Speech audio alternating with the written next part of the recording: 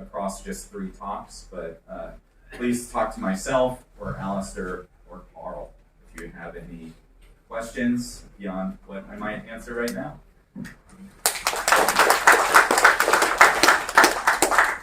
Thank you so much. I think we are the doorstep of lunch, but I'll take the chance of 1 or 2 questions on this. Okay? Okay.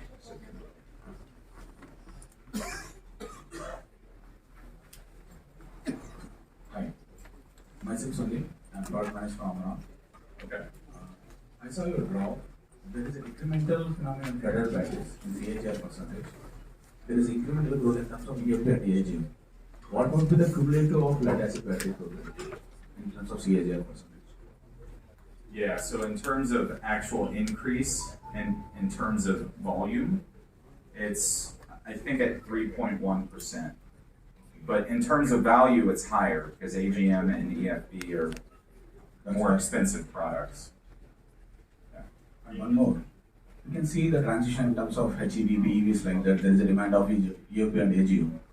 So what would be your perception in terms of two-wheeler motorcycles manufacturing? My perception? Yeah.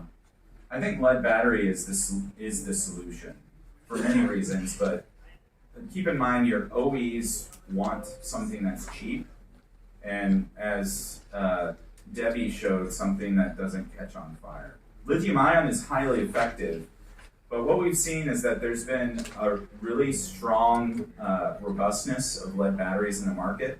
A couple of years ago in China, everyone predicted that lead batteries were going to be removed from the e-bike market, and that didn't happen because Chinese producers were able to innovate and make lead battery products that fit the weight requirements put under those guidelines. And I suspect because of the sheer growth of the 2-wheeler, 3-wheeler market in areas like India, Vietnam, as well as parts of Southeast Asia, it's similar to what Alistair said. It's an all hands on deck situation. They need products and they need them now, and it has to fit the market. And in those markets, one of the major drivers is cost. So how do you balance that? So I have a pretty optimistic view of that market. Now, what I would say is that there's political as well as technical things to take into consideration. On the technical side, you need to really work on high temperature durability, really the service life of the product, and that's the major thing to scrutinize. Thank you. Thank you. We'll take just 1 more question. Thank you, Dr. Matt, for the ongoing and the futuristic projects. Myself, Dr. Sridhar from Amara. I just want to know, what does the neutron scattering data indicates when compared to electron scattering? What was the last part of the question? Neutron versus what? Electron scattering. Like the example. Yes. So there's similarities there. Keep in mind when it comes to neutron scattering, you get a much broader picture. So when you look at electron or X-ray scattering, it's really difficult to look at different components within a lead battery electrode. You can look at the grid and you can look at the active material, but what the electrolyte's doing, you don't really get a really good picture into.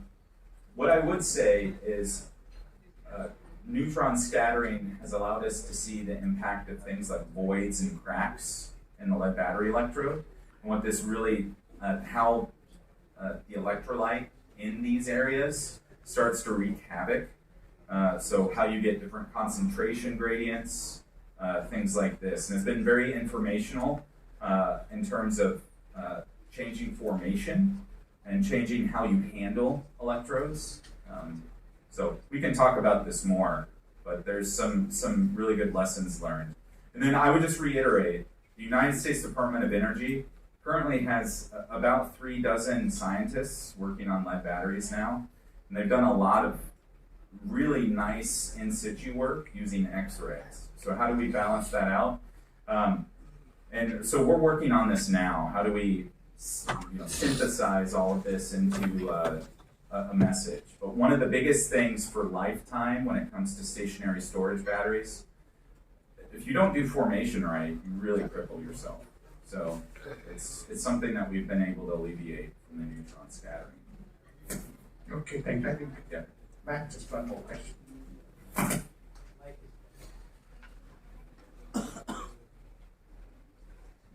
Great talk. Myself Sundar from City Karakuri. So this is about barium sulfate. Like you are telling, by decreasing the size of the barium sulfate, you are decreasing the crystal size, like number 9.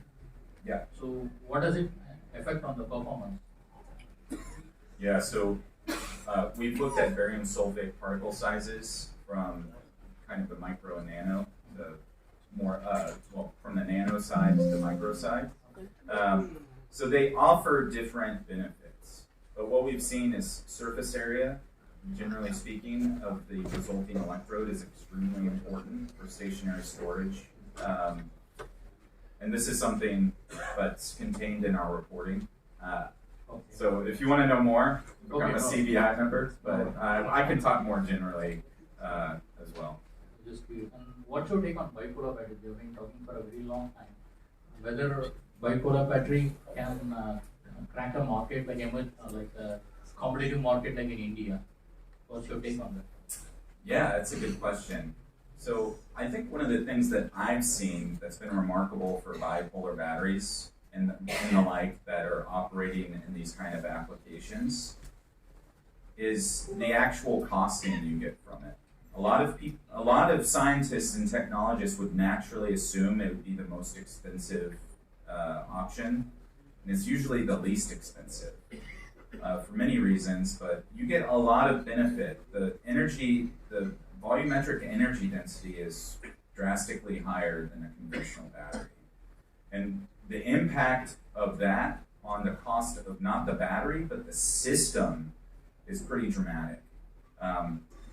So I would say bipolar has a role here in India, and it's not a question of whether or not it can do it. It's just about implementation. So, yeah. Thanks a lot. Thank you. Thank you, Mike. And very, very much for the